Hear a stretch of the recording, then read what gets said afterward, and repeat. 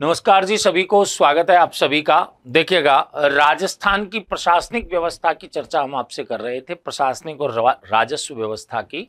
प्रशासनिक व्यवस्था की क्लास में ही हम और आगे बढ़े तो देखिएगा कि हमने आपको बताया था कि भाई कि राजा को सलाह देने के लिए मंत्रिमंडल हुआ करता था, ठीक है ना।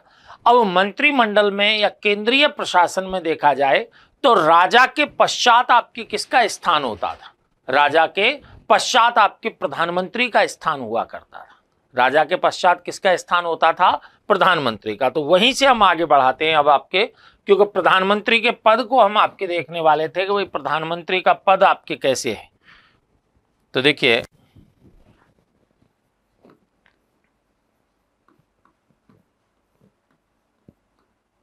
मंत्री, ये हम आपके किस में कर रहे हैं? केंद्रीय प्रशासन के अंतर्गत प्रशासनिक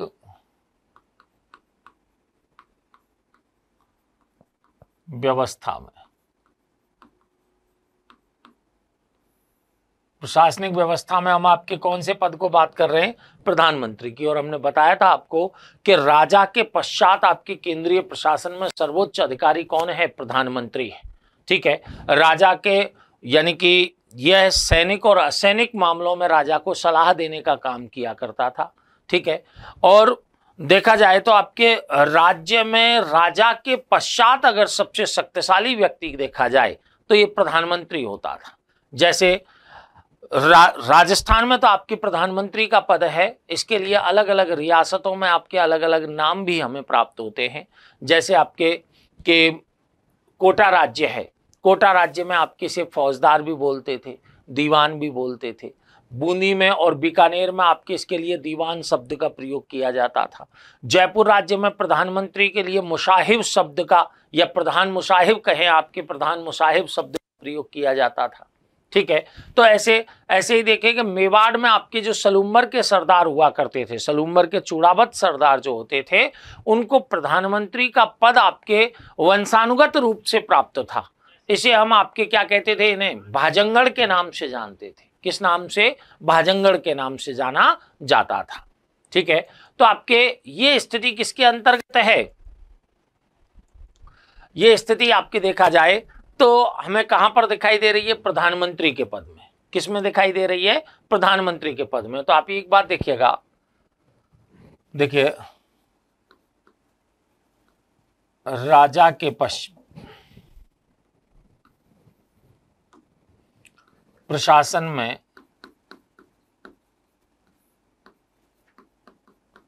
राजा के पश्चात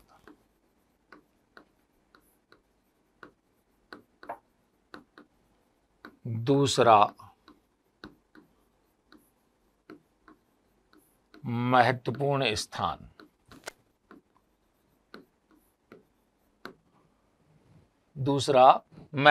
स्थान प्रधानमंत्री का होता था। प्रधानमंत्री का होता था।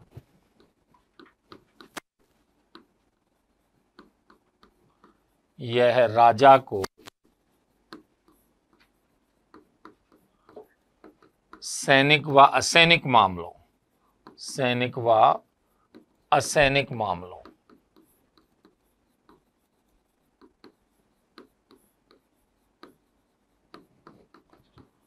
में सलाह देता था।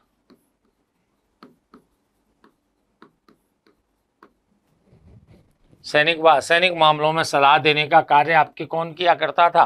प्रधानमंत्री। मैंने बताया अभी आपको कि मेवाड़ में आपके जो सलूमर के चूड़ावत सरदार थे, उनको ये पद वंशानुगत प्राप्त था। देखिए, सलूमर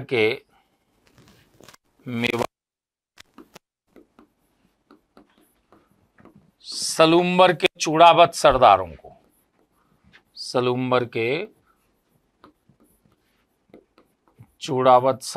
को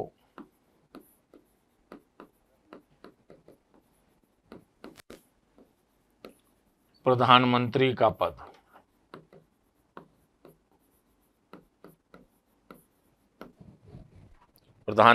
पद वंशानुगत प्राप्त था।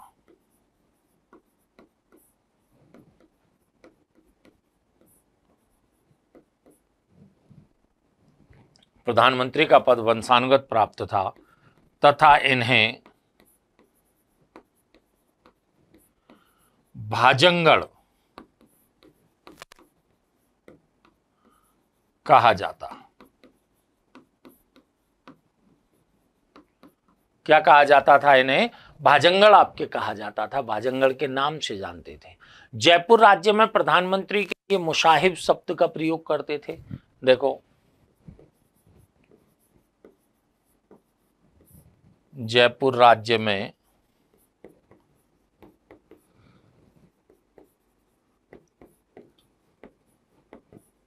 प्रधानमंत्री को मुशाहिब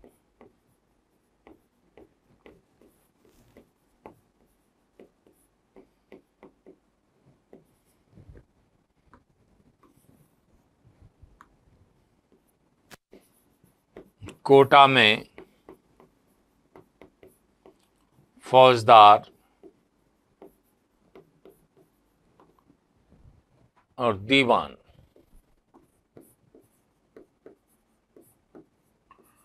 बूंदी व बीकानेर में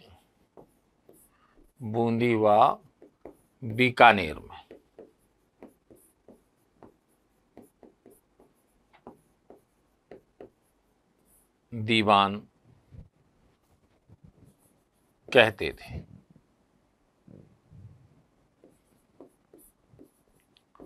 तो अलग अलग जगहों पर प्रधानमंत्री के लिए अलग अलग आपके शब्दों का प्रयोग किया जा रहा है। जैसे देखा जाए,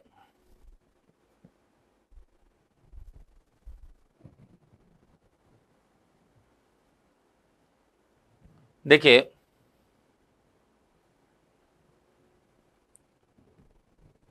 बिल्कुल आपके प्री में आपके लगभग 2 क्वेश्चन आपके इस टॉपिक से आते हैं।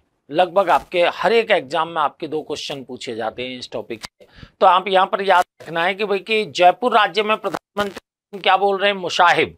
कोटा में आपके दीवान बोल रहे हैं, फौजदार बोल रहे हैं।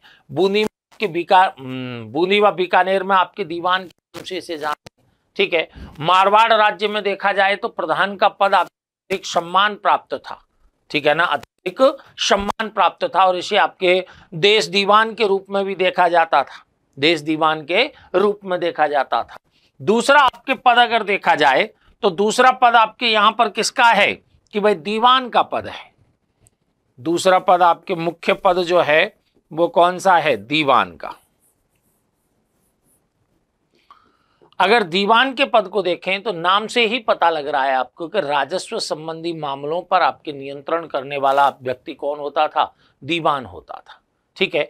अब जिन राज्यों में प्रधानमंत्री का पद या प्रधान का पद नहीं होता था उनमें दीवान ही आपके प्रधान के पद का भी निर्वहन किया करता था। ठीक है ना। कभी कभी आपके युद्धों का नेतृत्व भी इसके दीवान के द्वारा किया जाता था। ऐसा नहीं है कि भाई के दीवान बन गया तो वो युद्ध में नहीं जाएगा। ठीक है।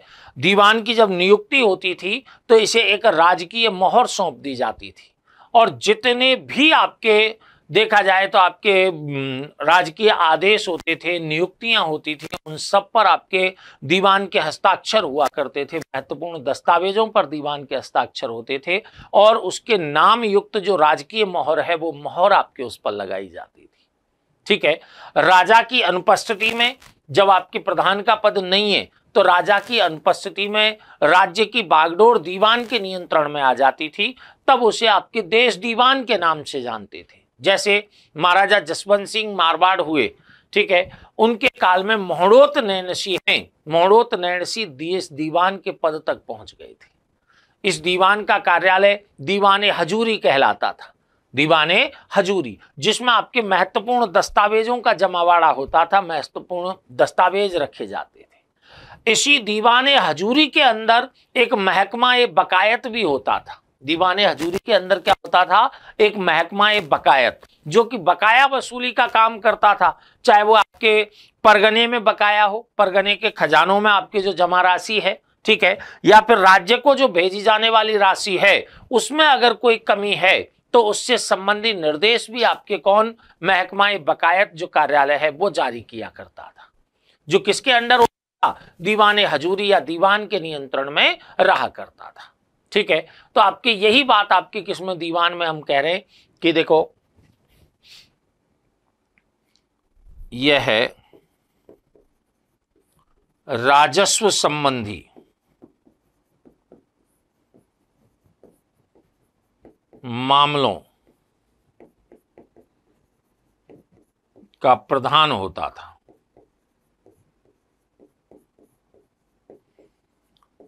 आज की डेट में जैसे आप वित्त मंत्री देखते हो ना, फाइनेंस मिनिस्टर के रूप में देखते हो, वैसे आप कह लीजिए किसको, दीवान को।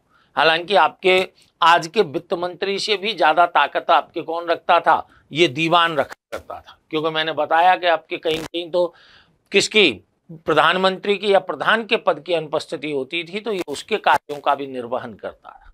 ठीक है ना। तो देखिए, जिन राज्यों में प्रधान से तात्पर्य प्रधानमंत्री है, प्रधान का पद नहीं होता था,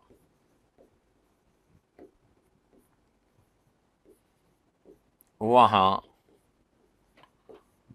दीवान ही इन दायित्वों का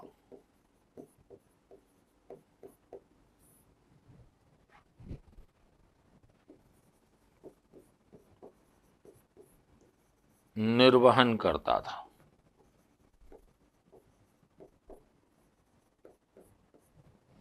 इन दायित्वों का निर्वहन आपके कौन कर रहा है, दीवान के द्वारा किया जा रहा है। ठीक है, दीवान की नियुक्ति के समय आपके देखो, तथा एक कभी कभी सेना का नेतृत्व भी करता था, कभी कभी सेना का नेतृत्व।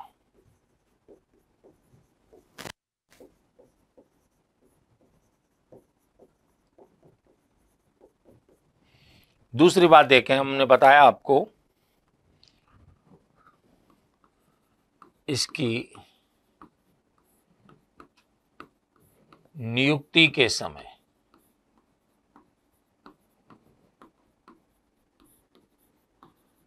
इसे नाम युक्त राजकीय मोहर सौंपी जाती है,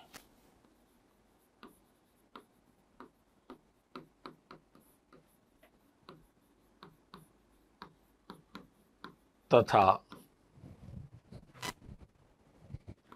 सभी महत्वपूर्ण दस्तावेजों पर,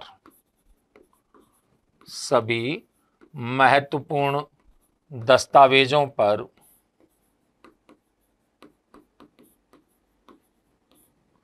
सभी महत्वपूर्ण दस्तावेजों पर किसकी नियुक्ति होती थी, वो दीवान के मोहर युक्त हस्ताक्षर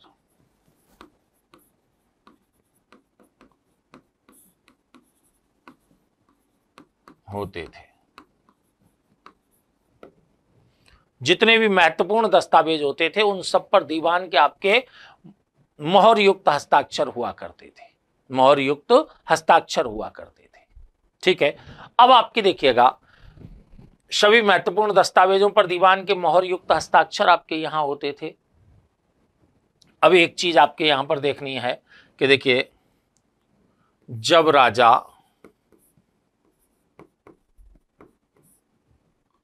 राज्य से बाहर होता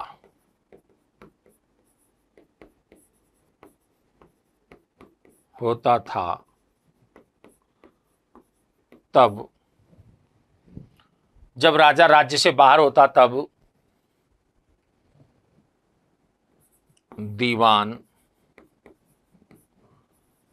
शासन की देखभाल करता,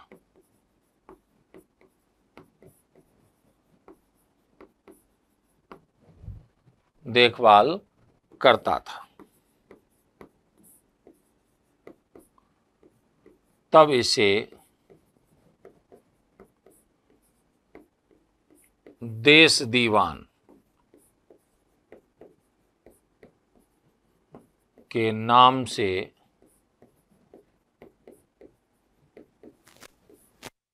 जानते थे। किस नाम से जानते थे? देश दीवान के नाम से आपके जानते थे कि भाई ये नटराज बैच की आपके क्लास है।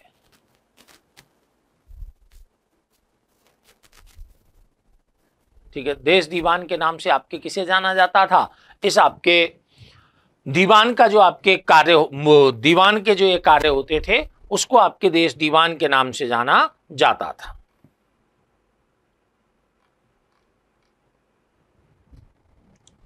अब देखिएगा कि देश दीवान का या फिर दीवान का जो कार्यालय है उसको हमने बताया दीवान हजूरी के नाम से जानते थे।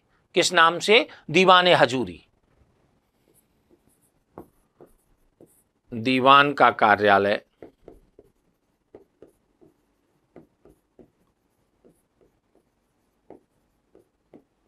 दीवान ए हजूरी,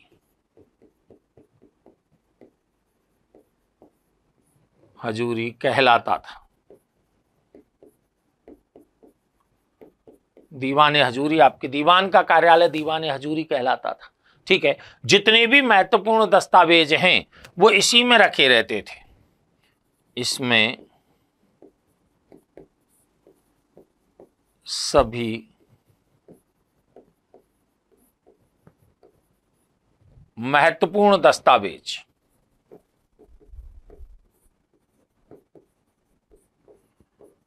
रखे रहते थे। सभी महत्वपूर्ण दस्तावेज आपके इसी के अंतर्गत रखे रहते थे।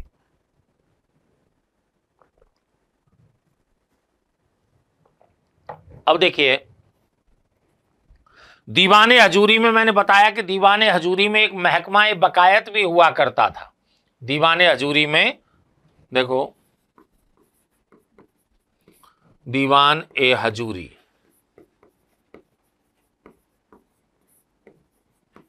में एक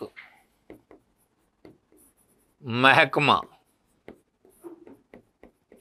ए वकायत भी होता था।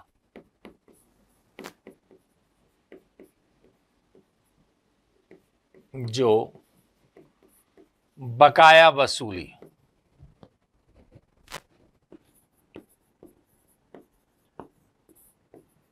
संबंधी आदेश जारी करता था।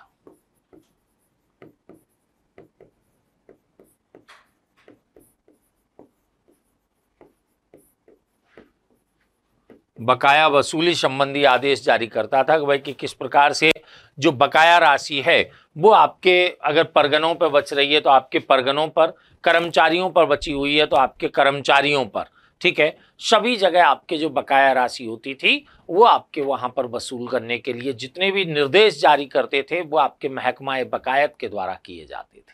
महकमा बकायत के, तो ये दीवान का पद भी आपके एक महत्वपूर्ण पद के रूप में यहां पर रहता था।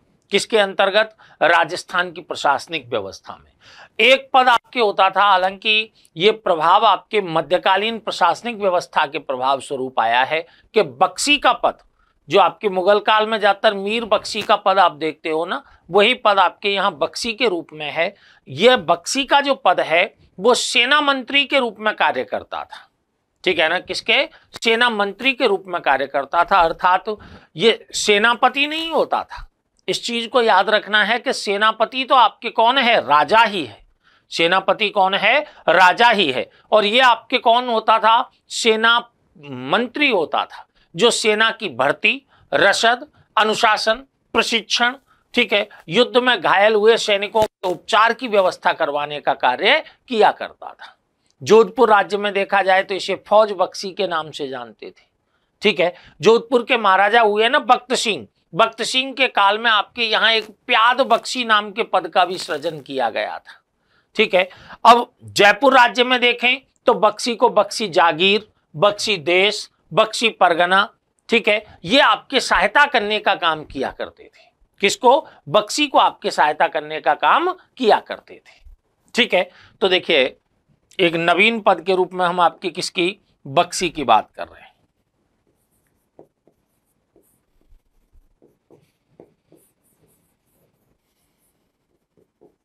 यह है सेना मंत्री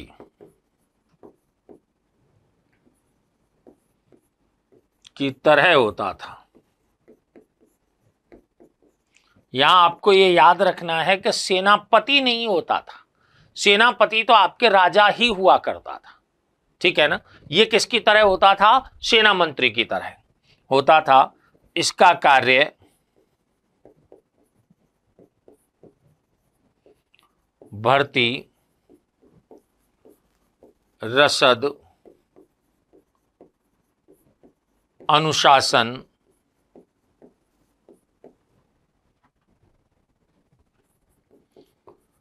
प्रशिक्षण,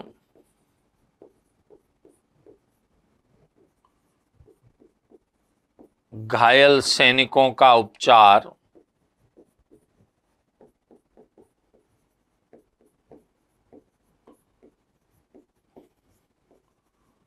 करवाना होता था।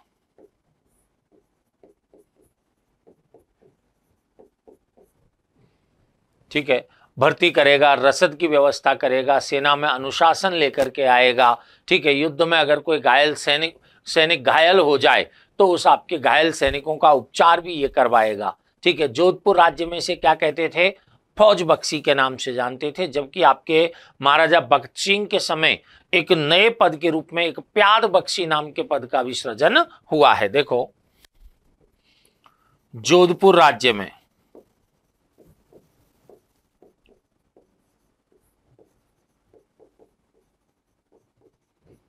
इसे फौज बख्शी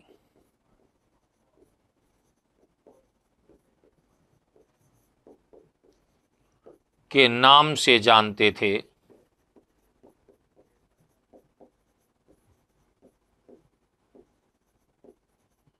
एवं जोधपुर महाराजा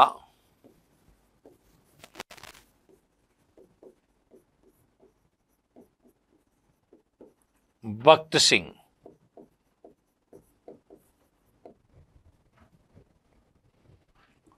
के काल में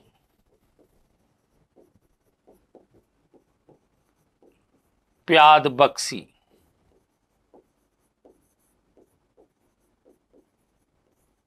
नामक नवीन पद का सृजन हुआ।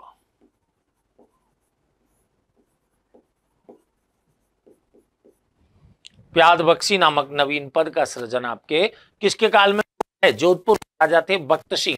भगत सिंह के काल में आपके इसका क्या हुआ है?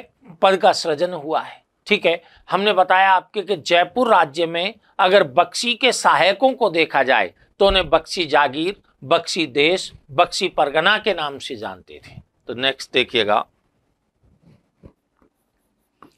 जयपुर राज्य में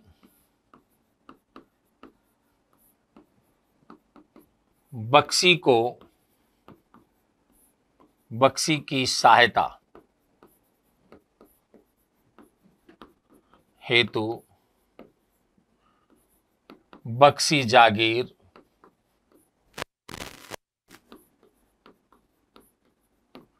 बख्शी देश,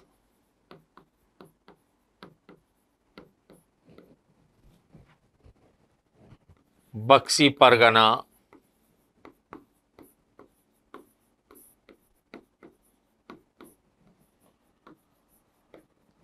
जैसे अधिकारी होते थे।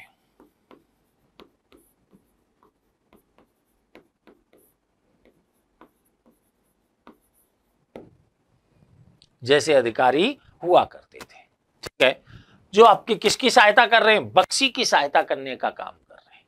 अब देखिए, जो बड़े बड़े प्रांत या फिर राजधानी नगर हुआ करते थे ना, उनमें आपके एक नगर कोतवालों की नियुक्ति की जाती थी। हालांकि आपके जो परगने हैं, परगनों में आपके शिकदार जैसे पद की नियुक्ति की जाती थी, जो नगर कोतवाल की तरह का ही आपके एक पद हुआ करता था। हम आपके देखें, कौन है शिकदार?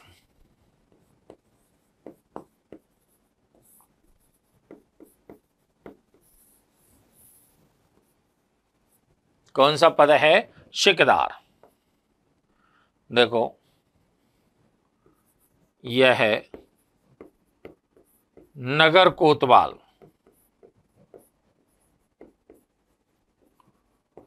की तरह होता था।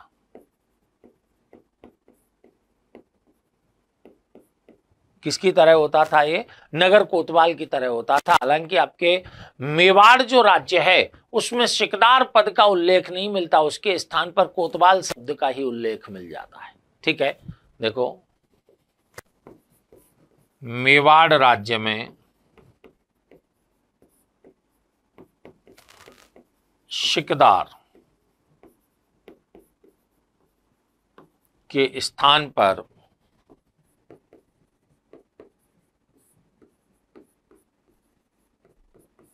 कोतवाल का ही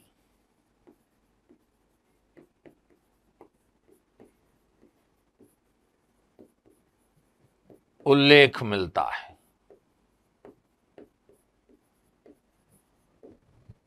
ठीक है, सिकदार के स्थान पर किसका उल्लेख मिलता है? कोतवाल शब्द का उल्लेख यहां पर प्राप्त होता है। ठीक है, अब देखिए एक शब्द आता है खाने शामा या मीरे शामा के नाम से जानते हैं। मीरे शामा आपके क्या होता था कि ये मुगल जो प्रशासनिक व्यवस्था है उसमें आपके घरेलू मामलों का प्रधान होता था, जो बादशाह की आवश्यकताओं की पूर्ति आपके करने का कार्य करता था।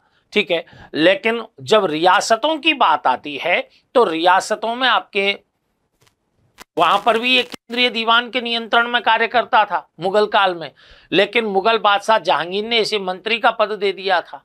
रियासतों में देखें तो मीरे सामा या खाने सामा का पद आपके यहां होने लगा था मुगल प्रभाव में, मुगल प्रभाव में आपके आने लगा, और ये आपकी किसका? राजकीय रसोई से संबंधित होता था, दीवान के अंडर में आपके काम करता था। अगर उदयपुर राज्य की बात करें तो उदयपुर राज्य में इसे पाकाध्यक्ष के नाम से जानते थे। किस नाम से? पाकाध्यक्ष के नाम से जानते थे। और अगर जयपुर राज्य की बात करें तो जयपुर राज्य में मुगल प्रभाव ज्यादा था, इस वजह से जयपुर राज्य में इसे खाने सामा के नाम से जाना जाता है।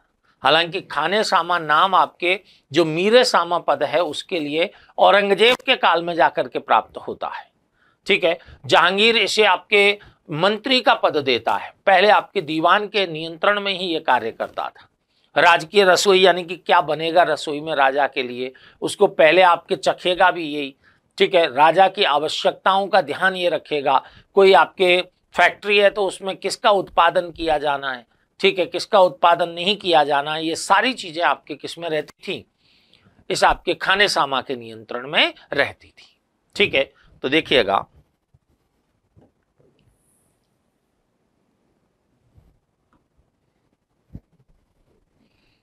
मीरे शामा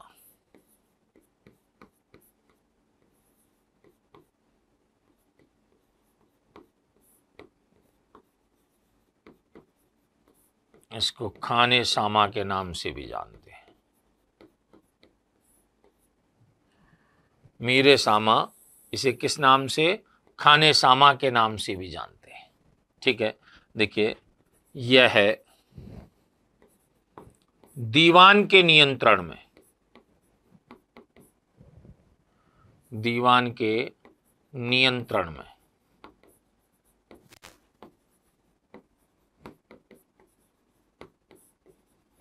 कार्य करता था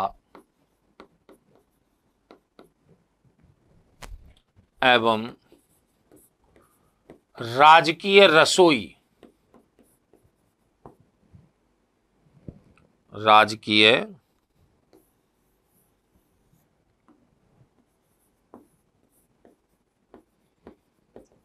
रसोई से संबंधित था, यानी घरेलू मामले।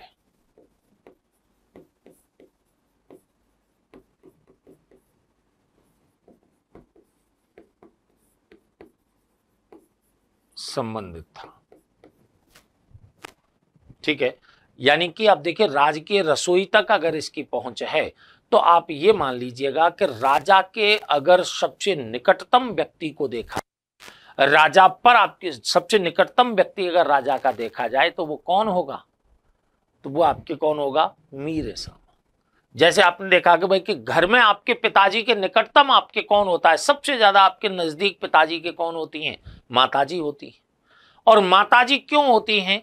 माताजी के आपके उनके निकटतम होने का मुख्य रीजन क्या है? क्योंकि माताजी पिताजी की रसोई से संबंधित हैं। आजकल चाहे कितना ही मॉडर्न आप लोग हो, लेकिन फिर भी आपने देखा होगा शहरी कल्चर में या ग्रामीण कल्चर में, हालांकि शहरी कल्चर में ही है कि शहरी कल्चर में भी आप देखें कि चाहे चार चार बाइयां काम करें घर में, लेकिन फिर भी पिताजी का खाना तो माताजी ही बनाती है। ठीक है, तो सबसे निकटस्थ व्यक्ति अगर देखा जाए तो वो आपके कौन है? मीरे सामा हुआ करता था, क्योंकि रसोई इसके हाथ में होती थी। ठीक है, संबंधित था। उदयपुर राज्य में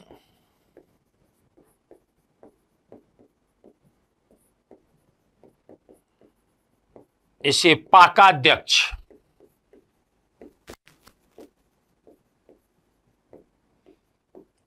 तथा जयपुर में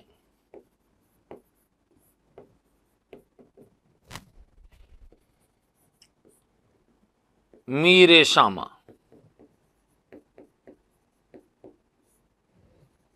कहते थे। जयपुर में सामा कहते थे, वैसे आपके इसे किस नाम से? पाकाध्यक्ष के नाम से भी जाना जाता था। ठीक है ना, ये चीजें आपके किसमें? खाने सामा या मीरे सामा के पद के अंतर्गत रहती हैं। अब देखिए, एक पद आपके क्या होता था? एक वकील का पद होता था। आपने देखा होगा कि ज्यादातर आपके कोई भी व्यक्ति है, हम आपके उपमा दे देते हैं कि भाई कि ज्यादा वकील बन रहा है क्या? वकील का मतलब किसी व्यक्ति विशेष के आपके दायित्वों का निर्वहन करने के लिए या उसके आपके स्थान पर अपना प्रतिनिधि एजेंट के रूप में अगर कोई व्यवहार कर रहा है तो उसको आपके वकील का दर्जा देते हैं। ठीक है, पहले क्या था कि पड़ोसी राज्यों के साथ कूटनीतिक संबंध स्थापित करने के लिए वकीलों की नियुक्ति की जाती थी।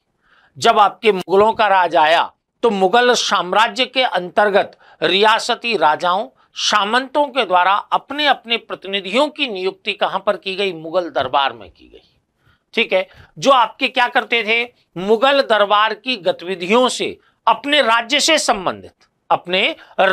संबंधित गतिविधियों से अपने शासक को अवगत करा के रखते थे, और इस संदर्भ में जो वो रिपोर्ट तैयार करके भेजते थे उसको हम बोलते थे वकील रिपोर्ट। किस नाम से जानते थे? वकील रिपोर्ट के नाम से उसे जानते थे। ठीक है, तो देखिएगा, एक नवीन पद के रूप में हम आपके किसका नाम ले रहे हैं? वकील का।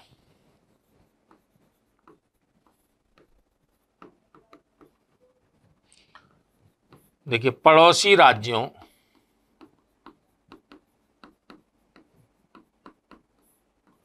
के साथ कूटनीतिक संबंध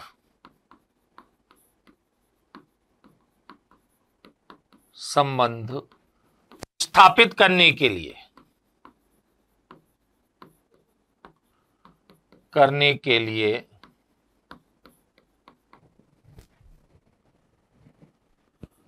वकीलों की नियुक्ति की जाती थी।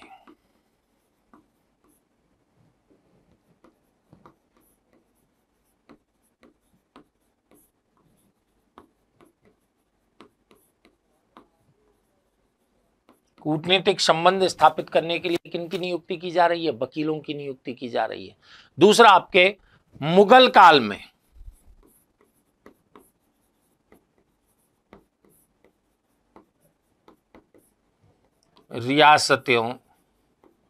रियासती राजाओं ने मुगल दरबार में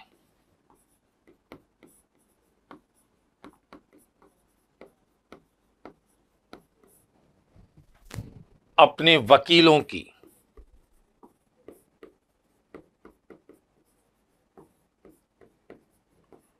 नियुक्ति की।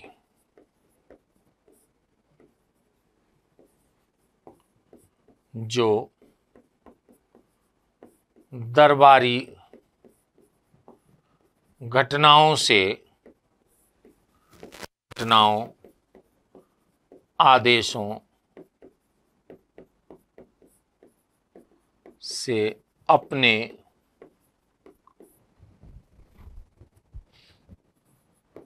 शासक को अवगत रखते थे।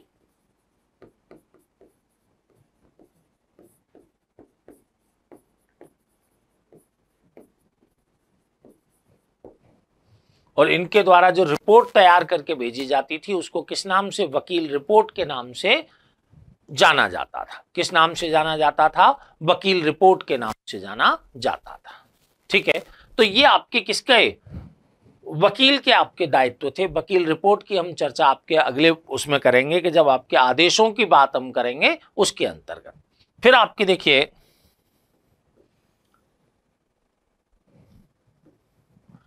एक पद और देखें तो वो आपके किसका, मीर मुंशी का पद है।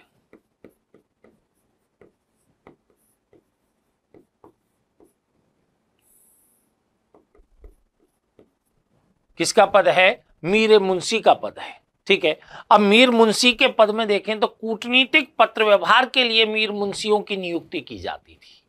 किनकी? कूटनीतिक पत्र व्यवहार के लिए। देखो, कूटनीतिक पत्र व्यवहार के लिए नियुक्ति की जाती है।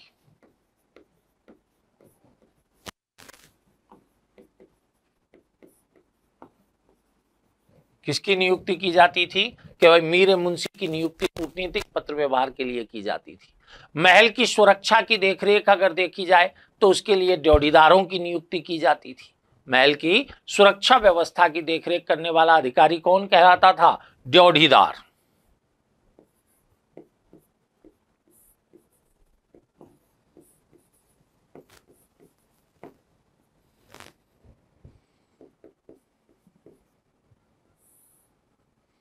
महल की सुरक्षा की देखभाल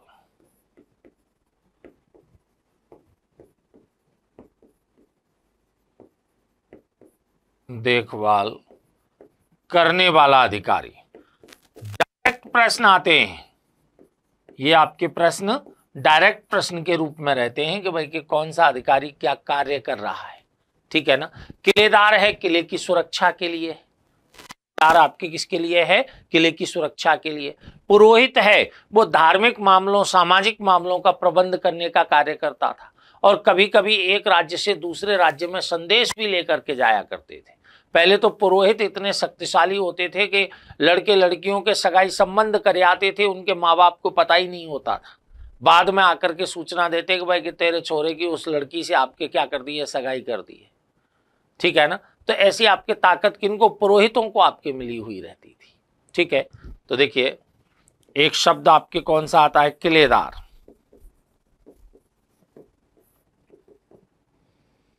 किले की सुरक्षा में नियुक्त। अब इस कारण इसके पास कुछ सैनिक भी रहते थे। सुरक्षा में नियुक्त, इस सुरक्षा के लिए किलेदार के अंडर में आपके कुछ सैनिक भी रहा करते थे। पुरोहित हमने बताया आपको अभी कि धार्मिक और सामाजिक मामलों का प्रधान होता था। देखिए धार्मिक व सामाजिक मामलों में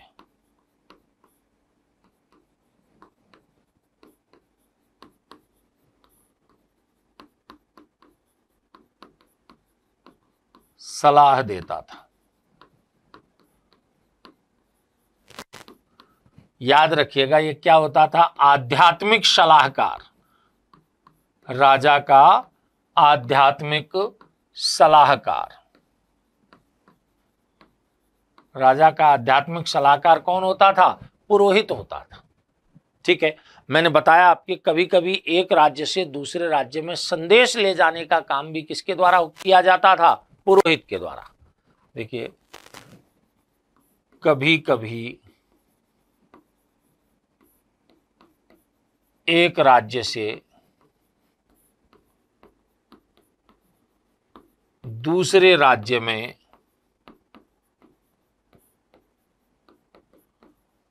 संदेश ले जाने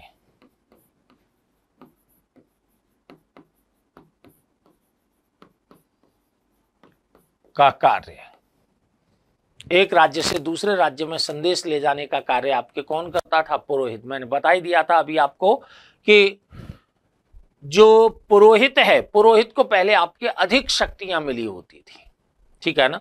राजवीर जी, राजवंश आपके हमारे पूरे हो चुके हैं। मैंने आपको बताया था परमार राजवंश है वो इंडियन हिस्ट्री के साथ आपका संपन्न हो रहा है, ठीक है, वहां पर आपके उसको करेंगे। और बाद में अगर आपके थोड़ा सा अपने लिए आपके बचा तो अपने यहां पर कर लेंगे, उसे बाद में करेंगे, लेकिन परमार राजवंश को, ठीक है। क्योंकि परमार राजवंश में हम प्रमुखतः देखें तो आपके कहाँ के धारा नगरी के परमार हैं, ठीक है, जो कि आपके एमपी का है। और वहाँ उत्तर जो पूर्व मध्यकाल का क्षेत्र है वहाँ पर हम परमार राजवंश को करते हैं। अब आपके इस टॉपिक को राजस्थान हिस्ट्री के साथ जोड़ना शुरू कर दिया है, क्योंकि परमारों का शासन आपके राजस्थान तक फैला हुआ था, ठीक है ना। तो लगभग हमारा आपके पूरा हो चुका है, जिसमें गोहिल राजवंश हमने किया, मारवाड़ के, बीकानेर के राठौड़ किए, कछवाहा किए, चौहान किए, चौहान में शांभर के किए, अजमेर के किए, जालौर के किए और थम्बौर के किए, के हाड़ा चौहान, लुम और जो सिरोही के आपके देवड़ा चौहान हैं उनकी बात आप करें तो उनकी बात आप जब दुर्ग स्थापत्य को करेंगे तभी आपके एक माइनर सी चर्चा उनके बारे में हम आपके कर लेंगे। यहाँ अलग राजवंश के रूप में उनकी चर्चा नहीं करेंगे, ठीक है ना। अगर इस तरह आप राजवंशों को चाहें कि भाई जैसलमेर के भाटी भी हों और आपके का भरतपुर का जाट राजवंश भी हो, धौलपुर का राजवंश भी हो और आप ये सभी डूंगरपुर बांसवाड़ा के भी राजवंश हों, तो राजवंश तो आपके एक बड़ा टॉपिक है, ठीक है। आप लोगों को इसलिए सिलेबस में हमेशा ये दिया हुआ रहता है कि प्रमुख राजवंश, ठीक है। अब प्रमुखता का निर्धारण अगर देखें तो राजवंश की महत्ता इतिहास में कितनी रही है उसके हिसाब से कर लेते हैं, ठीक है। सभी आपके छोटे मोटे सभी राजवंशों को यहां शामिल हम नहीं करते हैं सामान्यतः, तो फिर भी देख लेंगे। अगर थोड़ा सा आपके पहले हम मूल टॉपिक जो है ना, जहां से आपके नंबर ऑफ क्वेश्चंस हमको देखने को मिल रहे हैं, उनको हम आपके करने पर ध्यान दे रहे हैं। नेक्स्ट आपके देखिए, एक होता था वाकिया नवीस।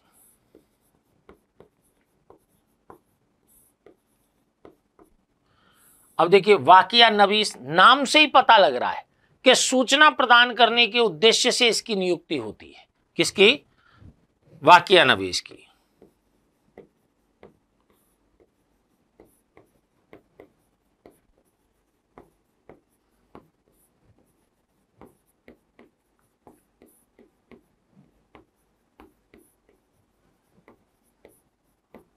नियुक्त होता था। एक आप देखते हैं दरोगाए डाक चौकी का नाम आता है, जो डाक आपके डाक विभाग और गुप्तचर विभाग दोनों का ही आपके अधिकारी हुआ करता था, दरोगाए डाक चौकी, ठीक है।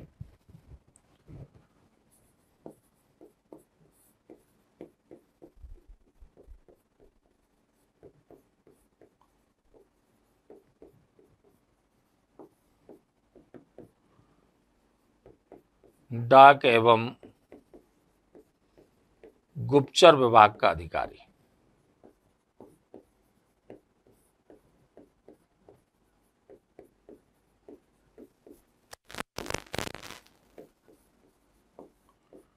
डाक एवं गुप्तचर विभाग का अधिकारी दरोगाए डाक चौकी। एक होता था दरोगाए शायर। दरोगाए शायर जो चुंगी वसूली से जुड़ा हुआ अधिकारी होता था। देखो एक आपके कौन सा है, दरोगाए शायर।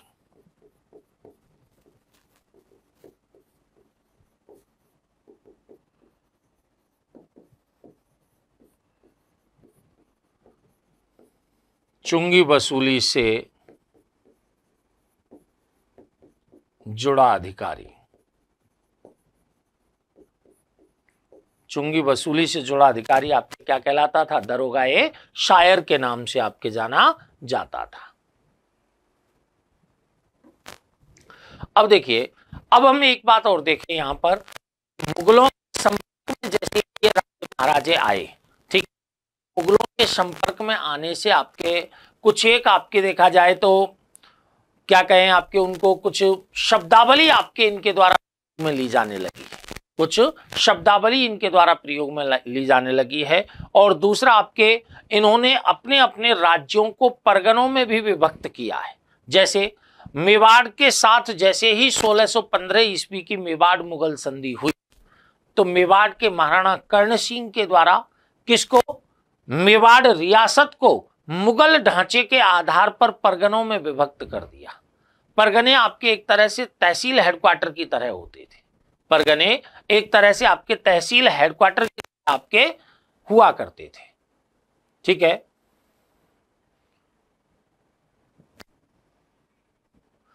तहसील हेडक्वार्टर आपके क्या होते थे, परगने आपके। चुंगी से यहां पर तात्पर्य है टैक्स से।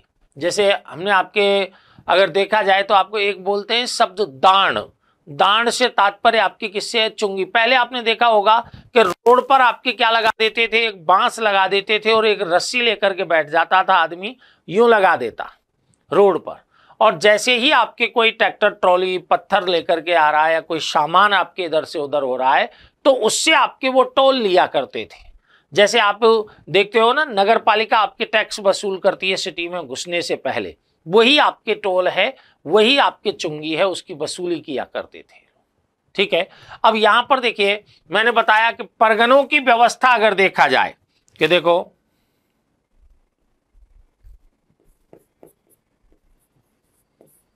मुगल ढांचे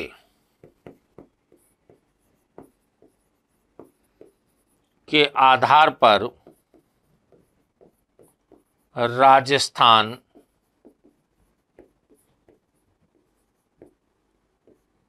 में भी परगना व्यवस्था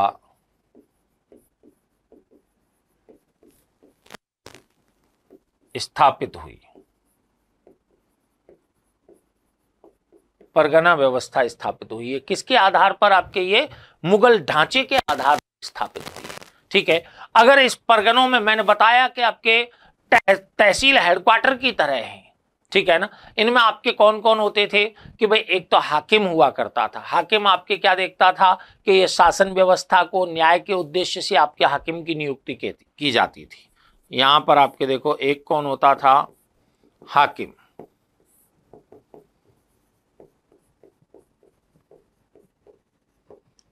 शासन व्यवस्था एवं न्यायिक कार्य, न्यायिक कार्य, छोटे स्तर पर न्यायिक कार्य कर लिया करता था आपके कौन, हाकिम। एक होता था फौजदार जो पुलिस और सेना का प्रमुख होता था। एक कौन होता था, फौजदार।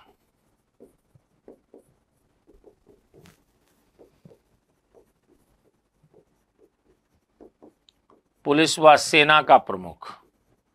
अब ये मत कहिएगा कि भाई कि अभी बताया कि कोटा राज्य में तो प्रधानमंत्री की तरह काम कर रहा है, वो कोटा राज्य के लिए है स्पेशल। किसके लिए है, कोटा राज्य के लिए स्पेशल है, अन्य के लिए नहीं है। एक आपके कौन होता था, फौजदार।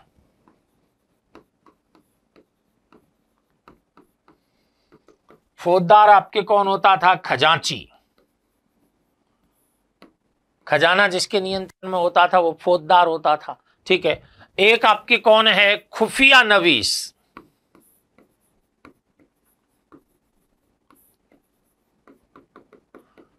यह परगने की गोपनीय रिपोर्ट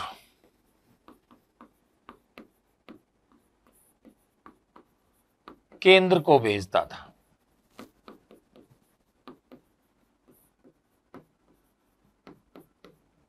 परगने की गोपनीय रिपोर्ट आपके केंद्र को भेजने का काम कौन करता था, खुफिया नवीस। ठीक है, अब आपके एक परगने में शायर दरोगा, अभी शायर की बात हमने की आपके, ठीक है, यहां पर शायर दरोगा की हम बात कर रहे हैं।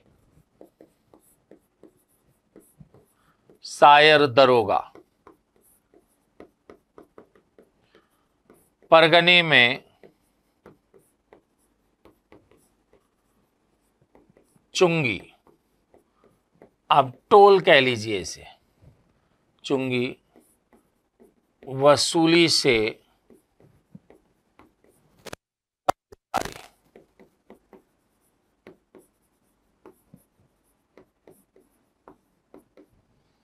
चुंगी वसूली से जुड़ा अधिकारी आपके कौन होता था, कौन, ये हमारा आपके शायर दरोगा हुआ करता था। इसके अतिरिक्त आपके देखें तो आमिल है, अमीन है, कानूनगो है, पटवारी है, ऐसे आपके राजस्व वसूली से जुड़े अधिकारी होते थे। ठीक है ना। यहां पर केंद्र से तात्पर्य आपके राजा से है, जहां आपके केंद्रीय प्रशासन की हम बात कर रहे हैं ना, वहां से है। केंद्र से तात्पर्य यहां पर दीवान के कार्यालय से है कि दीवान के कार्यालय को आपके वो गोपनीय रिपोर्टों को आपके भेजता रहे। ठीक है, तो ये हमारा आपके कुछ एक शब्दावली किसके बारे में है, केंद्रीय प्रशासन के संदर्भ में है। अब इस टॉपिक में आप देखें तो कुछ एक तो आपके मुगल प्रभाव में जो शासकीय आदेशों की अवधारणा है वो आपके इसके अंतर्गत आ जाती है, और एक रेवेन्यू सिस्टम जो इस समय डेवलप हुआ है वो रेवेन्यू सिस्टम आपके आ जाता है। साथ में आपके दो टॉपिक और हमारे इसमें रह जाते हैं जिनको हम देखते हैं, एक तो सामंतवादी व्यवस्था, और सामंतवादी व्यवस्था के साथ ही एक टॉपिक देखते हैं कौन सा, लाग बागों से रिलेटेड। लाग बागों से रिलेटेड जो टॉपिक है उसको भी हम आपके इसी टॉपिक के अंतर्गत संपन्न करते हैं। ठीक है, तो ये हमारा आपके सेकंड क्लास हुई है आपके राजस्थान की प्रशासनिक एवं राजस्व व्यवस्था से संबंधित। धन्यवाद।